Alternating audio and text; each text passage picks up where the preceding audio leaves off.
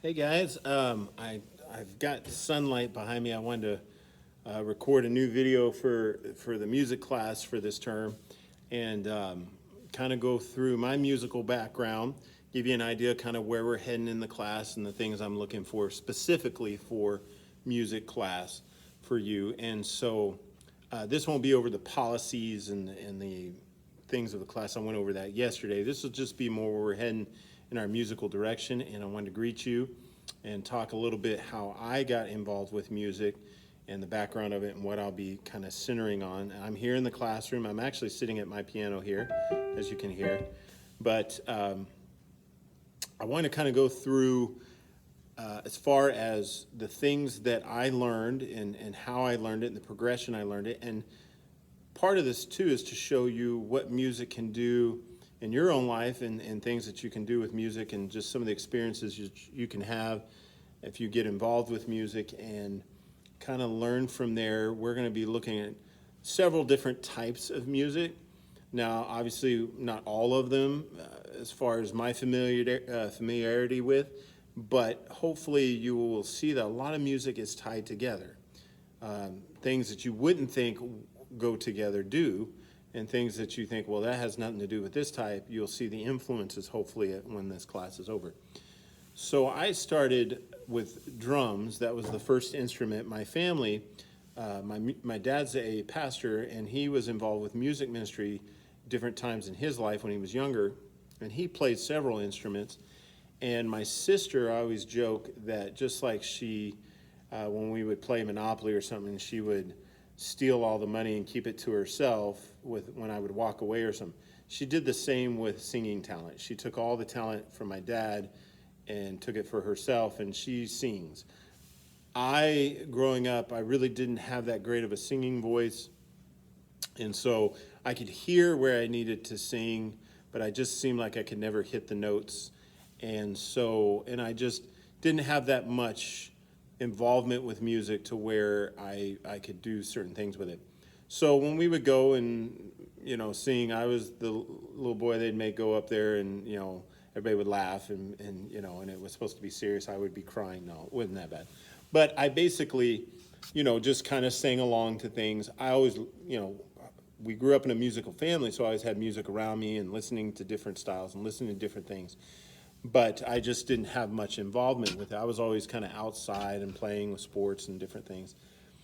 When I got to be about 8, I started having an interest in certain music and listening to things, and I got interested in the drums. And my family, we were able, kind of a long story there, but we got a set of drums, and it was a real blessing how that came about. But I had drums there at the church, and my dad would play, and I just started playing with him. I took a few lessons as far as what you would say formal lessons, but mainly it was more just playing along with people that play music. Drums are an instrument that's rhythm, that you don't have to necessarily play in certain keys or play certain notes. Some drums you can. There is orchestra drums that have some notes in it, and like chimes, timpani drums, they can hit a certain note when you're playing, but most of the time it's just rhythm instrument. So you're playing along to a beat. And so I learned some simple beats to start out with, and I'd play in church with Dad, and obviously playing with him, I would get better, and my style kind of tended towards playing along with him and learning a song and when it would speed up and when it would stop and different things like that. And so that's mainly what I played growing up was drums. And then when I got into high school, I had some friends that we would play music, and I was the drummer, and I would sit and play when they would play music. But I learned that drums are hard to just carry around with you, right? You don't see many people walking around with a drum set on their shoulders just walking around. Now people carry guitars and little keyboards and little things like that, but drums were hard to do that with. So I would either have to take a pizza box or something and hit on it if we were at the house, and then if I played in a concert with them, I had to set up the whole drums, and of course all they had to do was get out their guitar and plug it in. They were ready to go. And I was always like so envious of that, where I was like, man, I wish I could play some other things. And so my interest started changing into more of that playing those types of instruments. And I knew my dad had a whole bunch of instruments. You know, he had several guitars and a bass and just different things that I thought, you know, I have the equipment here to learn it, but, you know, I need to start learning. I thought maybe he could teach me, but he kind of plays more by ear. And so there was things he could show me, but yet it really kind of had to be self-taught on some of the basics. He would help me, but it's about as much as he could in the style that he played. So I started learning and just teaching myself and playing with the guys in the band.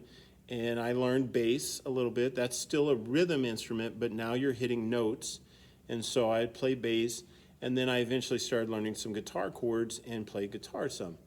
In high school is when I really started getting to have some experience with that. And we got to play at different concerts and coffee houses and little events. And people thought we were famous, even though we were playing in front of our own little junior high. You know, we were in high school, we go play at the junior high, and they all thought we were famous, and we're like, no, we go to the same school as you. So, you know, it was just funny, but it was neat experiences. Got to meet people involved with music. One funny little side note is my guitar was at the school. I had a class that I had an independent study that I could actually study guitar. That was pretty neat, right? That's one way to get a credit at high school. And so I was teaching myself guitar, so I would leave my guitar there. And Sheryl Crow, her sister, taught at our school, not at the high school, but she taught at our school. And so she would come sometimes unannounced. And she came one day, and I had missed school that day. And some friends were like, well, we know where there's a guitar, because she was like, you know, I don't have a guitar, I can't play a song. They said, we'll go get this guitar. Anyway, she played my guitar. It was in the paper, and I was not there. So it was kind of a neat and sad thing at the same time. But little things like that would happen. I got to play. One neat thing, I always feel like there was places I got to play with my family that I always kind of cherish.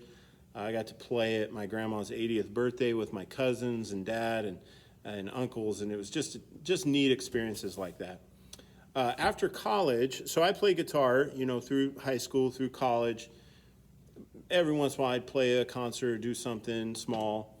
After college, I started getting interested in the piano. And what was neat is if I already had that basic knowledge, and this kind of ties it into our class now. We're going to learn about some of the beats. We're going to learn about some of the notes. We're not going to be learning how to play instruments. 8 weeks just isn't enough time, especially online, to be able to teach each person how to play an instrument. That's not what this class is about.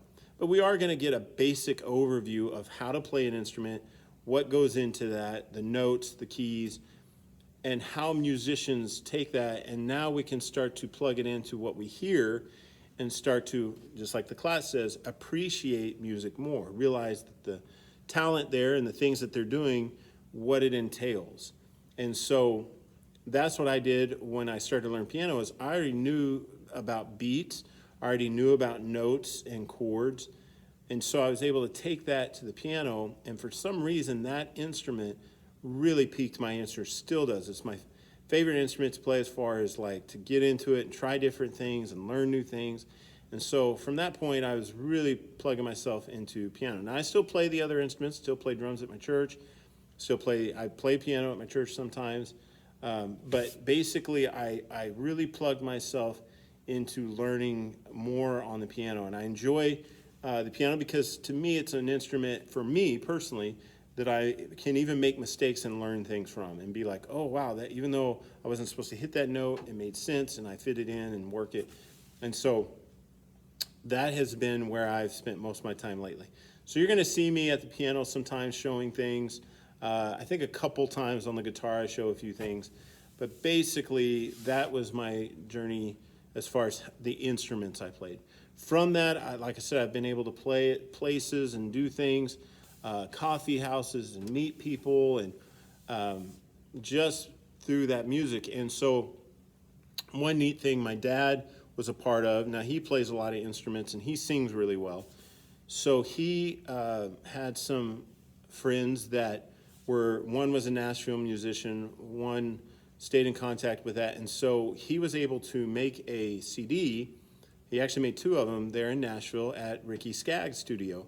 And for those that know bluegrass and country music, Ricky Skaggs is one of the top.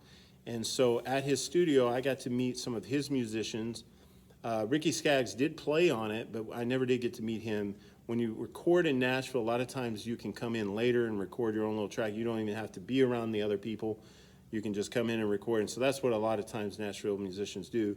But we did get to meet, I got to meet his bass player, and a guy came in and played guitar player and drums that play behind some very famous people. One person I met that's kind of a well-known musician in that world is Charlie McCoy. He plays harmonica, and that's the little thing that people, blow on their, it's some people have it hooked where they can play guitar and harmonica at the same time, and then some just play it by itself, and you see it in a lot of blues bands. And so I got to meet him. He's a famous harmonica player. Actually bought him a Diet Coke. I thought that was neat. He was thirsty. I was like, oh, I'll be right back, And so just neat experiences like that. I got to see how they recorded CDs there. And then one of the neat things, I always get to have that CD of my dad singing and playing with these guys. And Dolly Parton, now my dad's friend that was a musician was in her band, and so she came and recorded a song on it. I didn't get to meet her either. She came in later, but I always get to have that CD with my dad singing with Dolly Parton, and I always just think that's neat. So that is some of the experiences just from, I would say, kind of touching the surface of getting involved in music. Not necessarily, it's definitely not full time for me or anything like that. It's just learning and playing and doing different things. As far as this class, we are going to be, learning about some of the technical side of it, just a little bit at the beginning, like what a note is, what a key is, what different beats are. And then we're going to start learning about some of the history of music, because I think that's important in appreciating it as well. One example is we're going to start with kind of classical music. Now, some people think, oh, I would never listen to classical music, it's so boring. But when you really start to hear that really kind of music started from some of that and it's grown into what we know today, you start to appreciate that change, and you start to appreciate the things that they have in common with music today. And so we will learn a little bit about the history. We kind of go through the jazz area, and we go through swing, and then rock and roll, country, R&B, just different kinds of styles, but how they all kind of tie together. And some of the things about music even today that's changing and growing, and different styles and like that. So that will be where we're kind of learning about this class. We're going to learn about some terms. That's kind of where we start, so that when I use these terms in the class, you'll know exactly what I'm talking about. One example is, I've already said it a couple times, the word note. We're going to learn what a note is, like when you hear a note like this. Okay, so, hearing a note, a single note, whether it be on a piano or a vocal, where you're like, let's say I gotta find it, So hearing that note in vocals or an instrument, you can go lower with that same note. Goes a little bit lower and then lower. So you've got same note. I could say, I even tried it. I tried it, and you probably laughed at that point. So those are notes on a piano, single notes. We'll learn about chords, where you have several notes together. So it goes together. And so we're going to learn about those things as we go forward, and you start putting them together, and you can have songs. I'll put a song on there that I played here a while back for a couple of our colleagues. And like I said, I kind of got into piano now, so I've been playing mostly that. But you're going to hear, songs where I start playing, a chord, and then I start going into, notes. And so you'll start to hear some of that, and I'll break it down a little bit to where we can appreciate it and realize what musicians do today and how they make music out of that. And hopefully, this is a fun subject. It's not as rigid as math, which I teach math a lot. I also teach some PE classes and health, and it just seems like especially with the math, there's a lot of rigidness to it. Okay, this is what we got to learn. They're right or wrong. We move on. With music, it's so subjective. You know, something that you enjoy and appreciate and like, I may not. It's the vice versa. You may not like the things that I like, but yet no one's right or wrong. You could just be like, hey, this is the style I like, and I can see the similarities, and so now I can kind of appreciate that. So there's no, there's a big open door. And even, anybody to me that says, well, I know everything about music, that it's still growing and new today. So, there's things, sounds and different things that people are coming up with that are new even now. So that's where it's always kind of changing, and it's subjective, and it's kind of fun to explore that world a little bit. That's the first question I'm going to have you answer. I talk a little bit as far as on the question about influences that you've had, as far as what is some bands or singers that influence or that you listen to the most. That word influence, I want you to think about that, because you may have never thought about that before, if music influences you. But if you listen to a certain type of music, I'm sure there's bands in that realm that have influenced you, where you think, oh, I like the way they sing this, or the way they dress, or the things that they do, or the songs that they talk about. I like serious songs, or I like to just have music when I clean my house and just enjoy the beat and everything. So I want you to expound on that. This is where this class, the more that you write, the more that you expound your answers, the better. Don't just answer yes, no, I don't know, I like this, one word answers kind of thing. Expound, talk about why things have influenced you or that you like music. I like to hear that, helps me get to know you, it helps your answers develop fuller, and we can get deeper into the material. I'll give you an example of a couple influences that I've had. As far as, of course, my family, as far as music, I love, a lot of gospel groups. As far as the old hymns, that's what I like to listen to and listen and learn from and play. And also then it was about, so I used to listen to probably more what you would say alternative music in high school, where it was a little bit, I guess the younger, where it's a little bit more of a beat, and it's kind of driving and louder. It's always loud. You listen to it loud, and some R&B mixed to it a little bit, and I was kind of into that with a little rap and a little bit of like a beat to it. And that really is kind of what I listened to through high school. As I got into college, some more of the older kind of music. I like old movies, and so music kind of followed that same thing, where some of the older music I got into, there's some swing music, Glenn Miller. It didn't have lyrics to it, but I liked the swing music to it, and so I would study to that. When I had to write a paper, I would put on a pot of coffee, and I put on Glenn Miller, because it didn't have lyrics to where I was thinking about the lyrics. I could focus on what I was writing, but I always had to have music in the background. So I got into some of that. Through that, I started listening to Harry Connick Jr. and Michael Bublé, and some of the, as far as they do older songs, but they're a newer generation. Now, more I listen to, not so much, probably more I would say now Harry Connick in that realm, where I listen to his stuff. I've gotten to go to some of his concerts, and so I listen to his kind of doing of the old songs, but it's a little bit modern version. Now, from that too, I still listen to the older groups like Frank Sinatra, Dean Martin, Ray Charles. If you're hearing some of these and you know them, then we're going to connect really well as far as with music. But you don't have to listen to that. It's just that's some of the styles that I listened to at that point, where I was kind of learning more about deeper parts of music than just the beat or the loudness of it. And so, as an example, playing piano, Harry Connick is really good at the piano.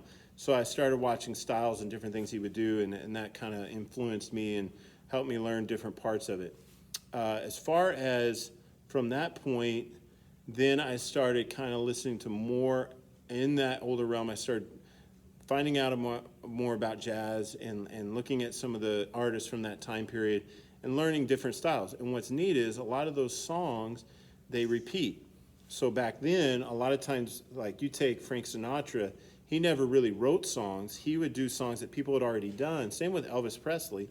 You know, that name is more familiar. They didn't really write songs. They did songs that were already there, but they made them their own. And so I started to learn from that, like, well, what makes, you know, they're doing a song I've heard 5 different times from 5 different people. What makes it special about them? And so some of that I will point out, like I'll use an example of Frank Sinatra and Billie Holiday. They're singing the same song, but you know, they sound completely different and it's their own style.